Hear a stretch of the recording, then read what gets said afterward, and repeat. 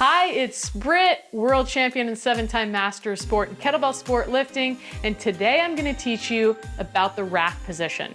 As a former kettlebell sport athlete, I've spent a lot of time in the rack position during 10-minute competition sets, so I'm going to share my pro tips with you. This will help with exercises like the rack hold, front squat, clean and jerk, press, and so many more. The rack position technique I'm going to share with you is the most comfortable and efficient way to rack the kettlebell, although it may take some time for your forearms to adapt to the weight of the kettlebell.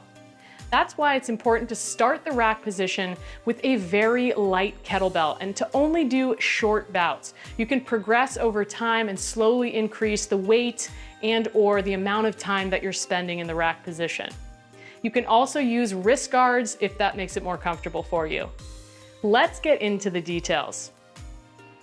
When you're in rack position, you want to make sure that your hand is fully inserted through the kettlebell handle. So that means that the handle is diagonal across your palm and that there's no space on this side between the handle and your forearm. You want to make sure that your wrist is straight as opposed to the kettlebell pulling your wrist back, and you want your fingers to be nice and relaxed. Next, the kettlebell is going to sit in the V that your shoulder, elbow, and hand make. You want to make sure that your elbow is close to your body, and if you're training for kettlebell sport, you want your elbow to sit on or just above your hip bone. Another important point here is that the weight of the kettlebell should rest back against your body as opposed to the kettlebell pulling you forward.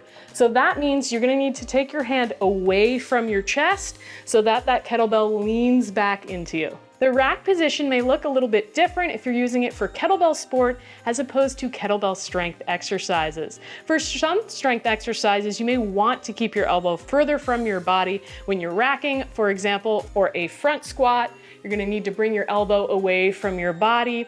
And in something like a rack hold where you're just holding the kettlebell in the rack, you may want to lift your elbows up off your body in order to make the exercise harder. For kettlebell sport, the rack position is going to look something like this because the rack position is your only real rest during a 10-minute competition set.